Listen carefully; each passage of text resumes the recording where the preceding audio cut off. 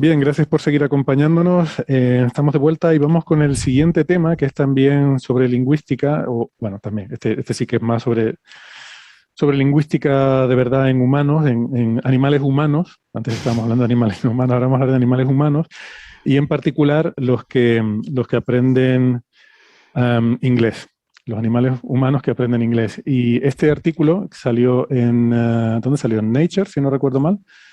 Um, Bueno, bueno, es una revista del grupo Nature, ¿no? Que por eso pone www.nature.com, pero hay que Ajá. recordar a todo el mundo que cuando ponga Ujú. www.nature.com significa mm, que casi con toda seguridad no es Nature, es porque que lo hay estoy Ah, como mirando más de aquí. 60 papers, 60 revistas. ah, Esta Mira, revista se llama un- Humanities and Social Humanities, Sciences Communications, exacto, comunicaciones en humanidades y en ciencias sociales. Es una de las revistas de ciencias sociales que tiene el grupo Nature, que tiene varias revistas. exactamente. ok. Y los autores son Arturo Hernández y otros colaboradores, Juliana Ronderos, o Juliana, no sé, Jean-Philippe Baudet, Ana Clascencius Kalman, Nguen y Bunta. Qué bien has Y, pronunciado un Gwen. sí, porque lo busqué en algún momento, porque hay un montón de gente que se llama así. No me Ah, acuerdo, ok. con alguien alguna vez tuve correspondencia y no me sonaba, en Guyen no me sonaba feo, me sonaba que es como tragar sin masticar bien. Entonces sospeché que debía haber alguna sutileza con esto y lo busqué. Eh, y además hay un personaje en The Expanse que se llama Gwen, creo. ¿Ah, sí? No me Sí, sí, acuerdo. sí, uno muy malo, Ah, en la sí, tercera sí. temporada o algo así. Sí, sí. Un hombre Bueno, era, alguien en el... Vale, ya me he acordado. sí, luego lo comentamos.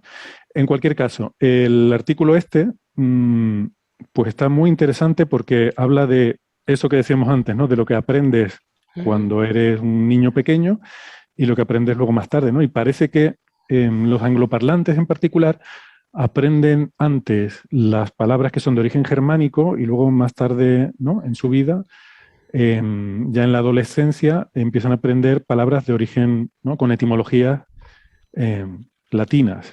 ¿A qué te ha costado decirlo? Porque está, si digo latino, parece que estoy hablando de J-Lo. ¿A que sí? ¿A Sí, que nos pasa eso hoy en día? Pero es con así, el es la sabor misma de una copa palabra. de vino, que diría tu paisano, ¿no? Es verdad, es verdad. Pero sí, es así, es el adjetivo, sí, es latino. Latino y latina. Pues bueno, yo, a ver, dicho así, es que no me sorprende lo más mínimo. ¿Verdad? Yo solo leí el resumen, ¿no? El I abstract, know. y digo, no, no me sorprende, ¿no? Sé lo que estás pensando. Dice, ¿qué pero grullada? Pues es normal que si una persona habla inglés, aprenda antes unas palabras de una lengua de su misma familia lingüística, ¿no? De Mm. como la familia germánica, donde está el inglés y el alemán, que palabras de origen latino, que es otra familia totalmente distinta. Pues vaya tontería de conclusión, ¿no? ¿A qué has pensado eso? No, hombre, no, tontería no, digo, seguro que es interesante y María me lo explicará. Pues sí que es interesante. Y este también lo vi en el Twitter de Francis, que es el que nos provee Nos surte de material. Sí, sí, sí, sí, sí. Es que todo el mundo debería seguir el Twitter de Francis. Voy a empezar La verdad por es ahí. que sí, la verdad es que Claro. sí. Síganlo ya. Ya me sigue mucha gente, pero bueno, si más gente me quiere seguir, pero Que que te sepan sé. que voy a seguir haciendo lo mismo que hago siempre, Y no vas a independientemente del cambiar. número de gente, que si me abandonan 10.000 personas, que no hay ningún problema, pero yo voy a seguir haciendo lo que hago habitualmente en Twitter, porque no sé hacer otra cosa, no quiero hacer otra cosa, no soy el de coronavirus que hace chistes o cosas así, ¿no? Greguerías, no le llaman, ¿no? O sea, hace poco decían que los tweets deberían llamarse greguerías. En realidad las greguerías son los tweets virales, lo que se convierte en viral y tiene muchos seguidores, es muy próximo Greguerías, a la greguería de toda la vida, ¿sí? como los de Gómez de la Serna, pero eso es Exactamente, muy el high invento level, de... literario, muy bien. Sí. Para Ojalá, Twitter. ojalá todos los tweets fueran como la creería de Gómez de la Serna, ¿no? En fin. Bueno, ¿lo habéis leído? ¿Le has echado un ojo a este artículo? Yo solo he visto el resumen, la verdad, y es eso lo que he Mm. comentado. No sé si Francis lo ha mirado en más Sí, detalle. yo me lo estuve leyendo un poco por encima, pero bueno, ¿Y os ha gustado o qué? bien, bien, o sea, parece como muy obvio las conclusiones, ¿no? Sí, no, pero a mí me Y parece interesante, ¿eh? Quiero decir que muchas veces, además eso se critica también muchas veces en ciencia, que dicen cosas que son obviedades. Me acuerdo de una vez leer a alguien que explicaba eso y decía, un estudio dice que cuando tienes falta de sueño eres más torpe realizando las tareas. Y tú dices, pues vaya obviedad, ya lo sabíamos. Dice, no, pero es que el estudio te lo cuantifica, ¿no? Es Ahí que ese es el está, resumen un poco ahí de está. titular de periódico, pero dice, bueno, ¿cuánto más torpe eres, ¿no?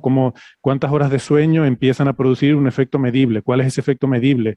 cuánto aumenta tu probabilidad de tener un accidente de tráfico, de tener, bueno, pues todas esas cosas son las que se detallan en el artículo, ¿no? Entonces, Exactamente, Después yo exactamente. quería comentarte, María, bueno, primero que supongo que querrás hablar del artículo, pero bueno, que no olvides el tema del que el inglés es una lengua dialectal, ¿no? Que eso es lo Sí, que más me ha llamado la atención del artículo, ¿no? sí, empieza diciendo así que el que habla inglés, o sea, que el hablante de inglés es bilingüe, porque tiene su base inglesa, vamos, germánica, y luego la base latina. Pero claro, es que no sé si habéis jugado al trivial de pequeños. Había una pregunta de trivial que era: ¿cuál es la lengua con mayor vocabulario del mundo? Entonces decíamos: el español.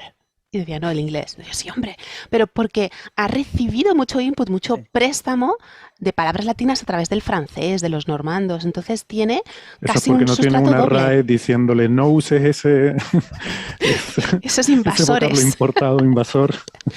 Pero como las lenguas están más o menos vivas, ¿vale? Es un mecanismo que funciona, nunca hay dos sinónimos perfectos. Nunca hay dos sinónimos perfectos. Hay dos, esto es autodispararse, hay dos en español que no sé explicar bien, ahora os lo diré, pero bueno.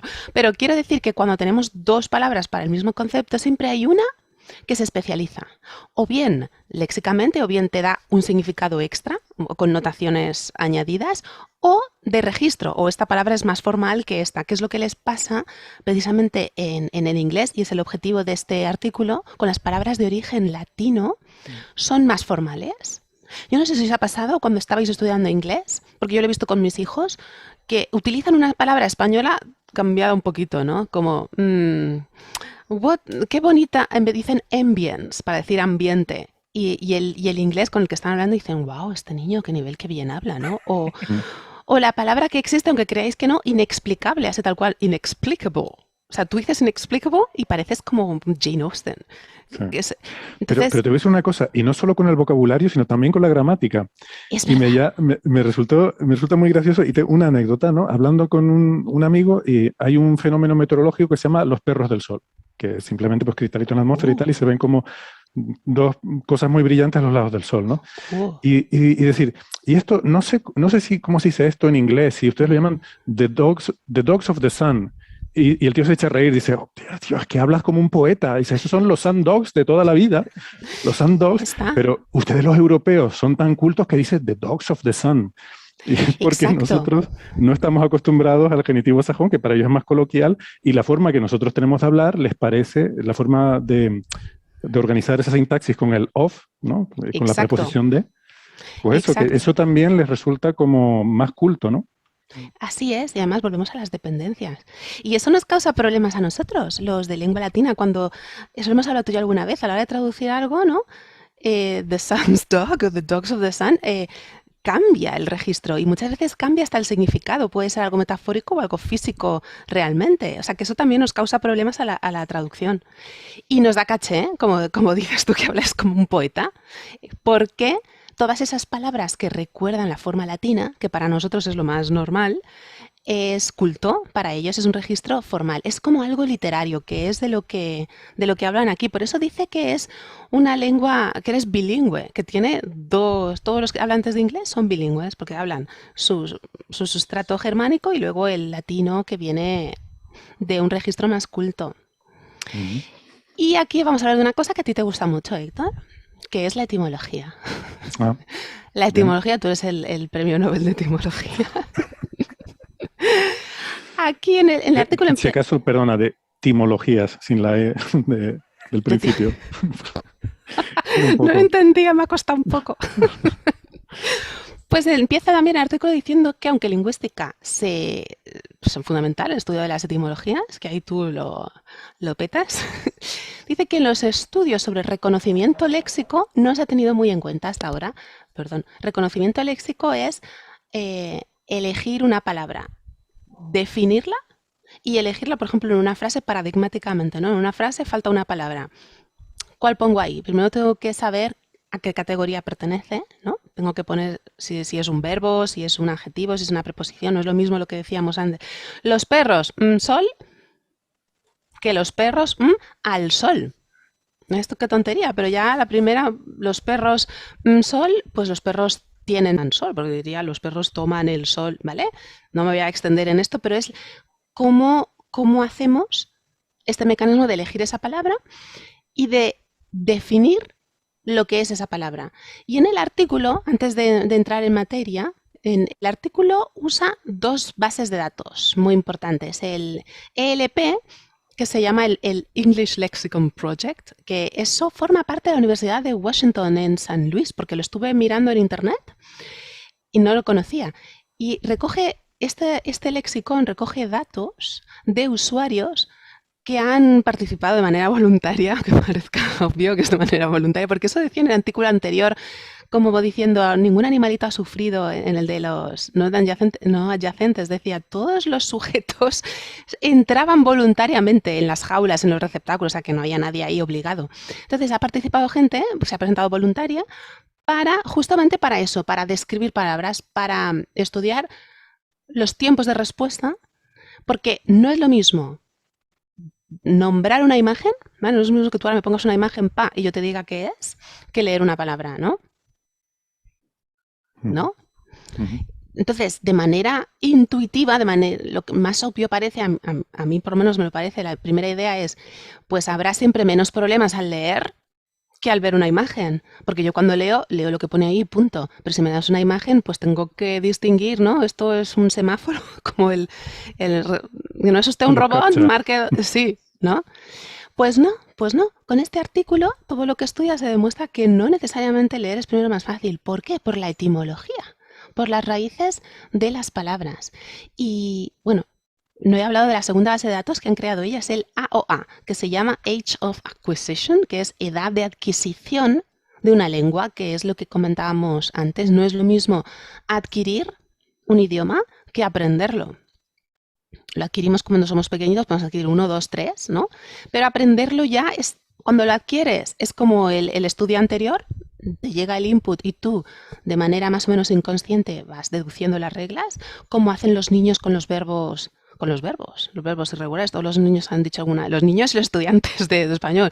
He ponido esto en la lavadora. Otros dicen, no, puesto. Pero él sabe que si quiere utilizar ese tiempo verbal necesita un participio. A lo mejor tú no sabes lo que es un participio, pero sabes que tienes que poner ido o ado ahí, a no ser que sea irregular. Pues eso tiene mucho que ver con la edad de adquisición y cuando aprendes después la lengua. Cuando la adquieres, entras sin pensar, y cuando la aprendes, pues es cuando, lo que decíamos antes, entra en conflicto con tu estructura primaria. Y aquí voy a decir una cosa que es una unpopular opinion, pero lo diré y no me cansa de decirlo, como dice Francis, nada me va a parar. Es lo que voy a decir, ¿eh? El YouTube me va a matar. Que todo el mundo deje de seguir a María en Twitter, lo va a decir. No hay lenguas más fáciles ni más difíciles. Todo depende de la lengua primera con la que tú estás comparando esa otra que estás metiendo. Depende de cuál sea tu primera estructura, la lengua madre, que el otro día me dijeron que era sexista por decir eso. ¿Por qué lengua madre y no lengua padre? Pero eso tiene una explicación porque Saussure, el padre de la lingüística moderna, él era suizo, creo que era suizo, él hablaba francés. Entonces él hablaba de lenguas madres y lenguas hijas.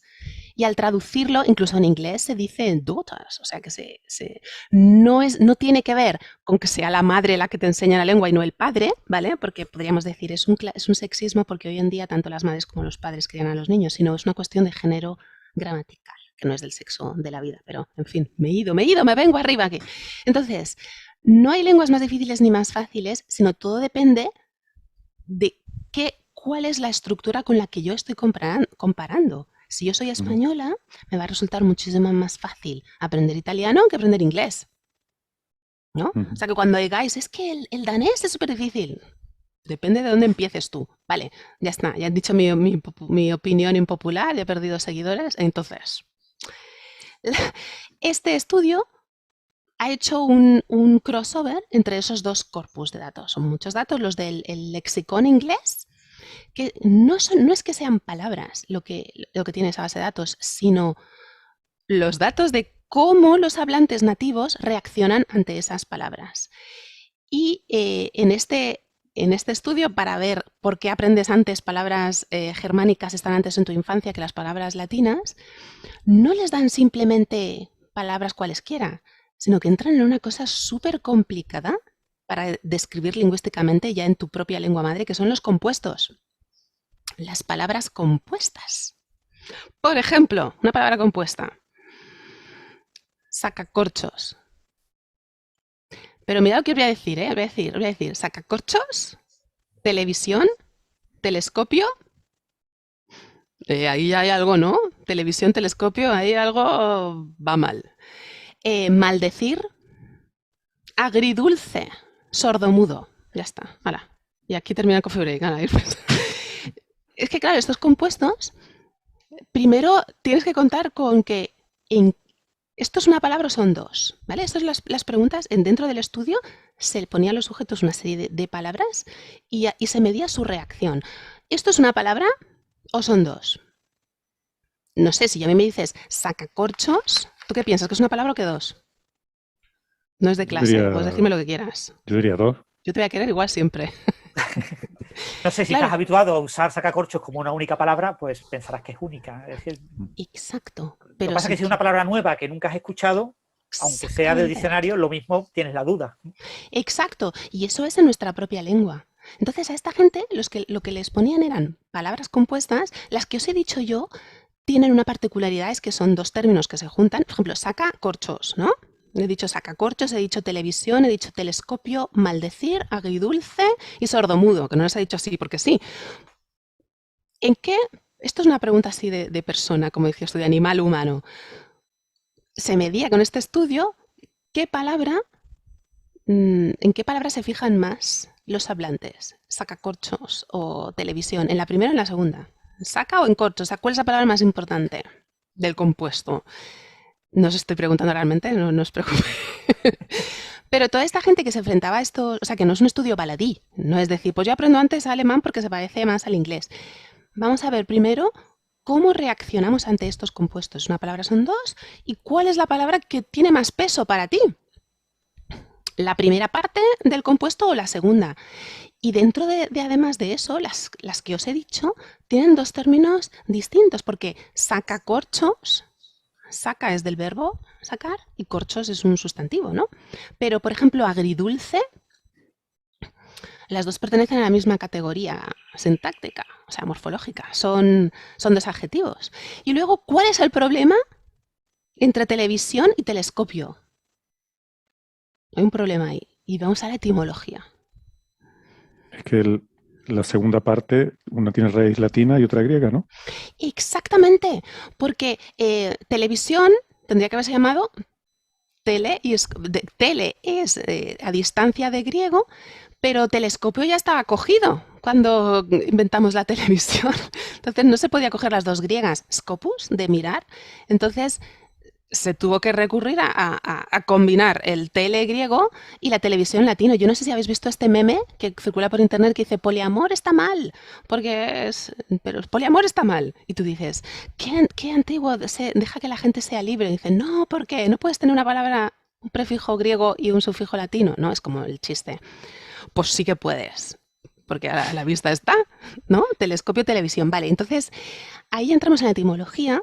Y lo que hacía este estudio era soltarles palabras a la gente y analizar cuál era su capacidad de reacción para reconocer la palabra, decir qué significa, según la etimología de los compuestos, de los términos. Porque puede ser que los dos términos, como os he dicho ahora, primero sea un verbo, un adjetivo o dos adjetivos, o puede ser que uno de los dos tenga una etimología distinta del otro, como televisión o telescopio. Entonces, lo que se fijaba más la gente es en el primer término.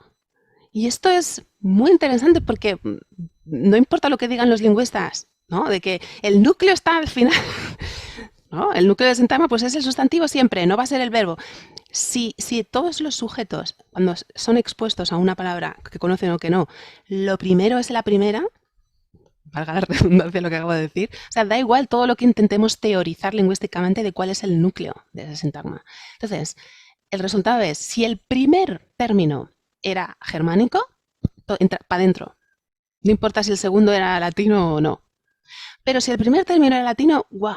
Entonces ahí ya lo que medían eran los tiempos de respuesta, y esto son cosas de Francis, porque son estadísticas bayesianas y esas cosas que yo me salto un poco también, ¿no? Entonces, no importa cuál fuera el segundo término, podía ser otra vez germánico o latino, daba igual. Si el primero era germánico, asimilada. Si el primero era latino, aunque el segundo término fuera germánico, no entraba. Y imaginad esto, una palabra así como telescopio o inexplicable para una persona angloparlante, inexplicable, comparado con una foto de un plátano. ¿Te ha emocionado, Héctor? ¿Eso te ha caído el boli? Pues nervioso. Y esto tiene relación con lo que comentaba antes Francis, de que las palabras que aprenden los bebés, que las que adquieren en los primeros años de vida, tienen una jerarquía más alta en su red léxica. Y esas son las palabras que no se pierden nunca y que se van a aprender en otras lenguas. Con esas palabras nunca va a haber el mismo problema que con las cosas abstractas, que también parece una perogrullada, pero... Entonces, aquí hay unos ejemplos también de palabras como peril, perilous. O sea, si yo digo peril, pues estoy pensando peligro, pero claro, para un angloparlante esa palabra es muy culta, es muy de la literatura y probablemente no la ha visto nunca. Y no puede hacer la conexión si no conoce la lengua latina o origen de otras palabras. O sea, la etimología, si no tiene conocimientos etimológicos. Y aquí es donde entraba los efectos de la edad, que llama en el paper. No lo dice así, pero es los efectos de la edad de adquisición. Cómo influye cuando son pequeños, las palabras que entran más fácil son las alemanas, o sea, las germánicas. Y cuando ya han terminado esa edad de adquisición, entonces entran las latinas. ¿Y por qué? No solamente porque sean distintas, no sean de una familia lingüística distinta y siempre es más fácil aprender lo más relacionado con lo mío, sino por el registro. Porque, y volvemos a esa idea de que el inglés tiene eres bilingüe, ¿no? El registro, todo lo que es latino es literario y es formal. Y tú no puedes decir una palabra como ambience en la calle con tus amigos porque se burlan de ti y te tiran el vaso a la cara, ¿no? Entonces ahí... piedras. Sí. Claro. O sea, la conclusión es que, igual que a veces a la comida le falta un poco de cocción, a Inglaterra le falta un poquito más de ocupación romana. O sea, no llegaron a... No, se quedó un poco crudo el tema. No llegaron a... Estaba mirando aquí que me había apuntado una cosa de Hernández. Hernández es el autor principal, ¿no? Porque dice que aprender algo, es que quería decir eso. El primer autor, sí. Aprender a alguna edad temprana se basa más en sistemas sensoriales y motores del cerebro, ¿eh? Mientras que aprender a una edad más tardía necesita que existan unos mecanismos cognitivos cerebrales de un nivel más alto y más complejos que solo se desarrollan con el tiempo. Entonces, por eso llega a esa intersección de las palabras que entran más fácilmente y tienen una jerarquía más importante en mi supervivencia física y emocional, porque ya sabéis que hemos hablado también de esto, que si a un bebé no le hablas y no recibe input lingüístico o emocional, nunca consigue aprender una lengua. O sea que es algo social también, tiene que ver con el entorno y con eso.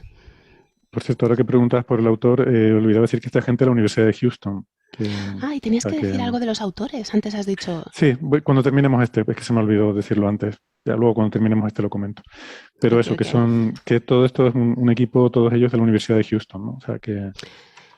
Y insisten mucho en lo que has comentado tú al principio, porque claro, mucha gente puede pensar, pues vaya noticia, en que es un análisis cuantitativo, o sea, datos, estadísticas y demostrado computacionalmente, que es lo que todos sabemos, pero también intenta ahondar en esos mecanismos de aprendizaje, de la diferencia entre adquirir y aprender, pero como no lo sabemos, tiene que haber muchos más estudios que analicen primero con estadísticas y después ir cambiando los modelos para ver cómo se produce esa inferencia. Aunque esto es semántico. Este artículo es sobre léxico, o sea, es vocabulario, no es de dependencias. Pero va junto, ya sabes que no lo puedes separar. Tú no puedes aprenderte una lista de palabras y hablar otra lengua, he dicho. Y no sé qué más quería decir yo al respecto. Tengo que apuntar cosas. ¿Queréis decir algo del...? Sí quería.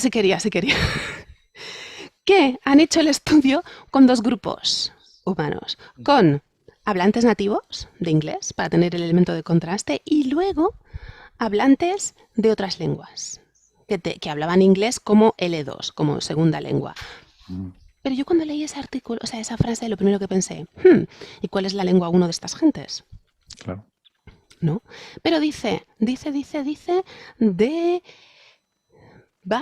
backgrounds, entornos lingüísticos diversos. Y claro, yo pensé, bueno, como decíamos antes, si yo hablo una lengua romance, si mi lengua 1 es español, italiano, portugués, francés, pues es evidente que yo voy a reconocer con más facilidad los términos latinos que los germánicos, aunque yo hable inglés perfectamente. Pero no me ha defraudado, porque luego dice que no, aunque es evidente, no es el único caso, porque hay personas hablantes de otras lenguas europeas que han aprendido también términos latinos o griegos, bueno, por las ciencias. O sea, para ellos los términos latinos, aparte de vocabulario científico, también en literatura, pues es un registro más formal. Entonces, lo que concluye es que no necesariamente los hablantes que son nativos de una lengua romance lo van a reconocer antes que estas otras personas que a lo mejor habla otra lengua, pero está acostumbrado a usar esos términos de manera formal. Incluso está más preparado, al no ser su lengua madre una latina, está más preparado a trabajar con ellos porque sabe que les cuesta aprenderlo y luego usarlo. Y hasta ahí me ha gustado. Pues sí, la verdad que es interesante. O sea, son cosas que más o menos podemos pensar que tienen sentido y está bien pues verlo cuantificado, ¿no? Seguro que hay muchos más estudios de este tipo de cosas, ¿no? Sobre todo hoy en día que el tema de la diversidad cultural y lingüística es más importante de lo que era antes, porque cada vez hay más grupos de trabajo y más equipos con estos entornos más diversos, ¿no? A mí me ha interesado mucho de los compuestos, porque eso es un debate interminable en lingüística. ¿Cómo vemos el término compuesto? ¿Es uno, son dos? ¿Cuál es el más importante?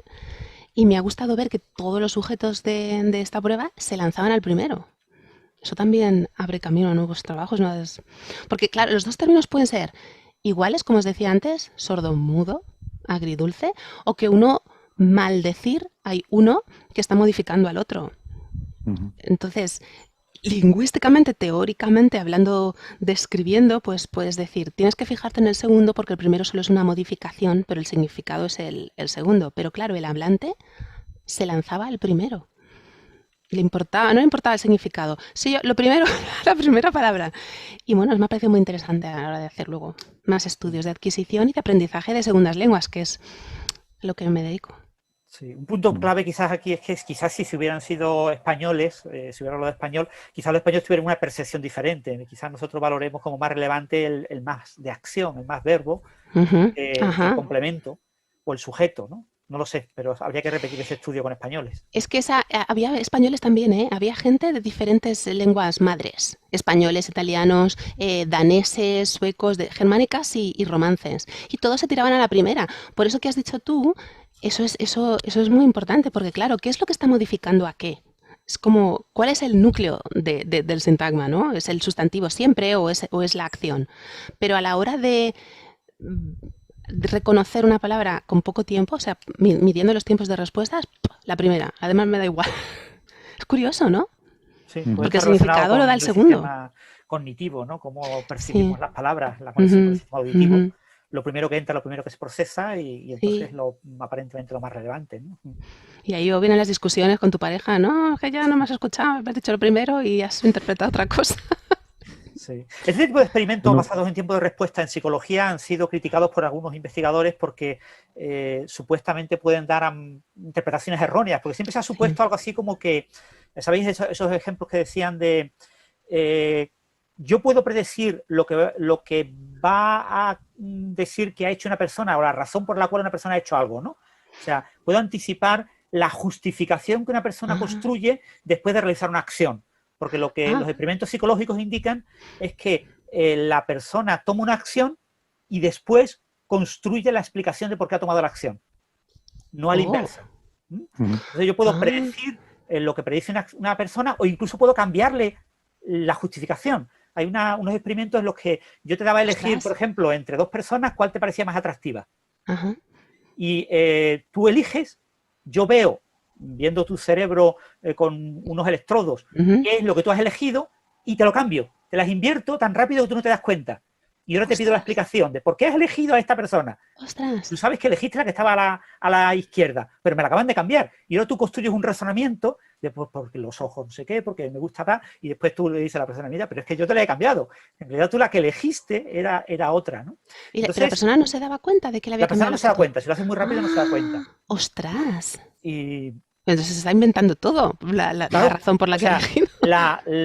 tomamos las acciones y después las justificamos, ¿no? Entonces, ha habido mucha crítica a ese tipo de experimentos porque se interpretan como que tenemos un sistema de procesado rápido de la información y que después tenemos un sistema de concienciación, de procesamiento cognitivo posterior más lento, que requiere una reflexión. Y entonces, todo ese tipo de interpretación ha sido muy criticada en muchos de estos estudios, aunque sin embargo a los psicólogos les encantan estos estudios de tiempo de respuesta. Qué interesante, qué interesante. Hombre, lingüísticamente el tiempo de respuesta nunca ha sido tan relevante por eso lo que has dicho tú antes, porque lo más importante es el núcleo, o sea, ¿de qué estamos hablando? ¿De un corcho o de sacar el corcho? ¿No? ¿Qué es lo más importante ahí?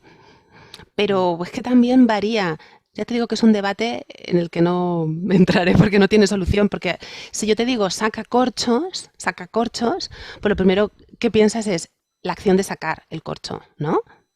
Pero es que también te lo definen como no es ni acción ni corcho, es otro objeto distinto, ¿no? Se crea una tercera entidad léxica en tu cabeza que no es ni sacar ni corcho. Y ya te puedes, porque es de semántica. Yo semántica no se me da bien. Yo soy más de sintaxis y estructuras.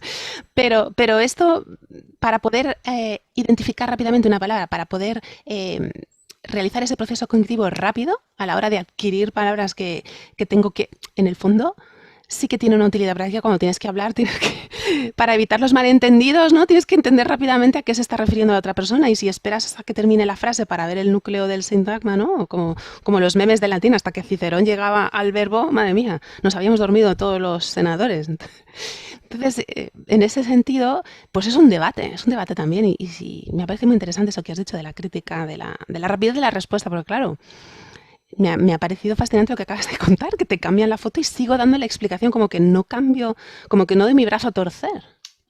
Y de eso, y había experimentos muy famosos de que predecían lo que ibas a hacer antes de que lo hicieras. Sí, o sea, tienes que tocar un botón. Hay uno que me acuerdo más, fue hace un par de años, porque creo que lo comentamos, que tenías que elegir entre imágenes que te proponían delante, pero imágenes como muy abstractas, ¿no? Sin nada de particular. Y entonces, primero te estudiaban entrenando una red neuronal que aprendía a predecir tus respuestas usando, pues eso, lo que decía Francis, unos electrodos que te ponen en diferentes partes de la cabeza y de alguna forma la red neuronal aprendía de la información de esos electrodos cuál ibas a elegir. Y entonces, a posteriori, luego te enseñaban imágenes en las cuales la red neuronal no estaba aprendiendo, sino estaba prediciendo qué es lo que ibas tú a elegir en función de esas activaciones en tu cerebro, ¿no? Y como que se producía antes de que tú fueras consciente de que tomabas la decisión de... No recuerdo los detalles, pero era algo así, ¿verdad, Francis? Sí, no sé cuánto, no recuerdo pero era un tiempo significativo, no sé cuántos milisegundos, 30 milisegundos, una barbaridad de tiempo. La lo red importante es que era sabía más breve, antes que tú, era mucho más breve que el tiempo que tú tardabas en tomar la decisión consciente. Qué fuerte. Eso o sea, es el oráculo de Matrix. Antes de ser consciente de que habías tomado la decisión. Qué fuerte. Sí. Pero digo, este tipo de cosas han sido siempre muy polémicas porque no todo el mundo le convencen, pero están muy de moda, bueno, los psicólogos les encanta. Y como ahora tenemos la posibilidad de medir tiempos en Internet, en interacciones con páginas web, pues los psicólogos están abusando de eso. Hay varios software que te permiten medir de manera precisa, con una resolución de pocas décimas de segundos, como una décima de segundo, así, el tiempo de respuesta en Internet. Y entonces se pueden hacer experimentos maravillosos con cientos de miles de sujetos. Y entonces, claro, eso es lo mejor que hay, porque, claro, estrellas hay cientos de miles, pero el experimento de psicología, cuando tienes que llevar a los sujetos a tu despacho psicológico o a tu departamento de la universidad, pues puedes trabajar con muy poquitos sujetos. El poder medir los tiempos es una manera muy fácil de hacer experimentos masivos. Todo el que se conecta a esta web y colaboran en el proyecto y respondiendo 4 o 5 cosas y te van presentando imágenes y cosas así, pero necesitas una medida muy precisa del tiempo. Y hoy en día eso se puede hacer fácilmente. Y esto igual se puede hilar también con aquel estudio que vimos sobre el bitrate, ¿no? Nos reíamos que es un poco como el ritmo de transmisión de información de las diferentes lenguas y se veía que era sorprendentemente similar. O sea, todas más o menos por aproximadamente lo mismo, un poco arriba, un poco abajo. Todas las lenguas estudiadas transmitían más o menos la misma cantidad de información en un cierto tiempo, ¿no? lo cual sugiere que probablemente hay mecanismos biológicos que dices tú, es que mira, no vayas mucho más rápido porque no lo voy a pillar, y viceversa. Si vas muy lento, oye, aligera que me quedo dormido antes de que llegues al verbo, ¿no? Es que todos hacemos lo mismo, todas las lenguas hacen, perdón, lo mismo. Ujú. No, no voy a decir una radicalidad como que todas las lenguas son la misma, porque Chomsky dijo una vez, ya sabéis que Chomsky, pues el hombre se metió en política y ha hecho muchas cosas malas, pero también ha hecho cosas buenas, pero una frase suya muy exagerada era, si viniera un extraterrestre, nos hiciera una visita extraterrestre y nos oyera hablar, pensaría que todo el planeta habla dialectos de la misma lengua. ¿Qué me estás contando? Nada que ver, ¿no? Pero a nivel de transmisión de información y de construcción de la realidad, ¿no? De cómo hacemos, pues, la gente, los sujetos, los verbos, los objetos, pues todas las lenguas que existen ahora mismo más o menos hacen las mismas cosas. Aunque lo manifiesten distinto, aunque unas tengan casos, otras marquen de manera distinta el sujeto, el verbo, el género, pero en el fondo todos podemos decir las mismas cosas. Ujú. Y eso Sí, también sí, no. es Mm. otra cosa que insisto en clase. Es una palabra intraducible, pero te la explico, ¿no? Pero te lleva la traducción al lado, ¿no? La palabra significa la sensación de estar a gustito en tu casa en danés, por ejemplo. Y es intraducible, pero si me lo estás traduciendo, Sí, pero ¿no? en O sea que, varias palabras, no una sola, claro. pero aún así, todos podemos expresar los mismos conceptos, aunque sea de manera distinta, sea con el verbo, sea con el aspecto, con un adverbio, y ya está. Ya está. Bueno, pues lo que quería decir sobre los autores es que en el paper anterior, exacto, el de los simios y los Sí, monos y ¿qué los pasó? humanos, que el de la sintaxis, ¿no? Que podían reconocer estructuras, palabras no adyacentes, pues que me llama la atención que hay un primer autor y luego los dos últimos autores ponen una marquita diciendo, estos dos han contribuido igualmente como últimos autores. Lo cual a mí me llama mucho la atención porque yo, el entorno en el que he trabajado siempre, lo que mola es ser el primer autor, es lo que da Claro. prestigio y caché porque es el que ha hecho el trabajo y luego va disminuyendo ese prestigio a medida que avanza en la lista de autores, ¿no? Pero Francis nos ha comentado que en grupos grandes el último autor también es importante porque suele ser como el jefe del grupo, ¿no? O sea, hay un grupo y el catedrático que firma todos los artículos, aunque no haya hecho nada, pero es un poco el y el que consigue la financiación y tal, es el último, ¿no? Entonces, a veces cuando hay a lo mejor dos grupos grandes y cada uno tiene su gallo, pues ¿cuál es el que se pone el último, no? Pues discutirán entre ellos, yo, no, yo.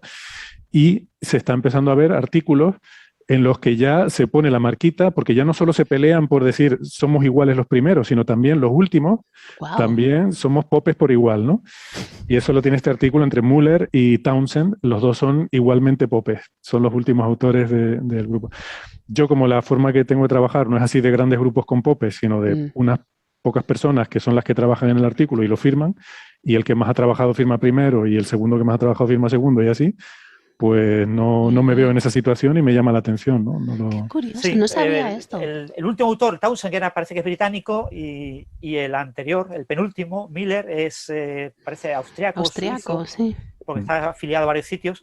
Claro, cada uno quiere decir que es el jefe, ¿no? Esto es muy habitual en los proyectos de la Unión Europea, en los que colaboran múltiples países.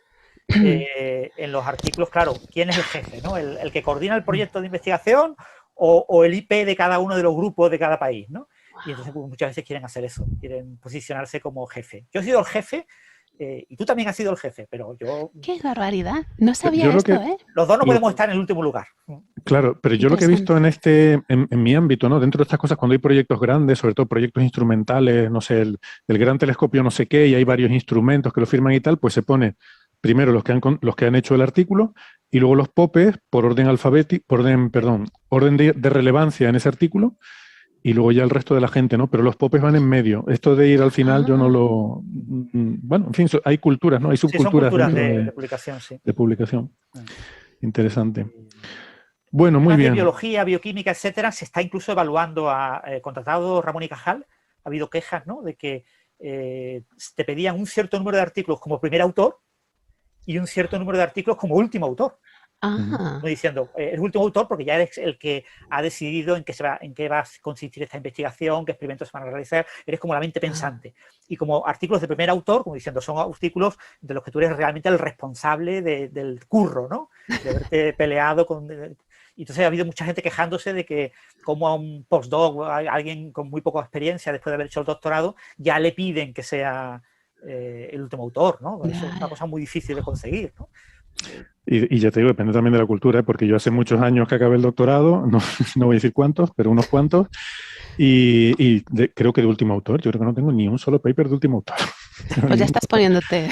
Yo siempre he querido flotar hacia arriba, no hacia abajo. Ostras, lo que aprendemos en Bueno, Coffee Break, ¿eh? Sí, yo sí bueno, tengo muchos, yo sí tengo muchos. Yo las suelo, cositas de... tengo la Wow. costumbre de los directores de Ujú. las tesis, etcétera, pues nos ponemos al Al final final. y los doctorandos se ponen al principio, ¿no?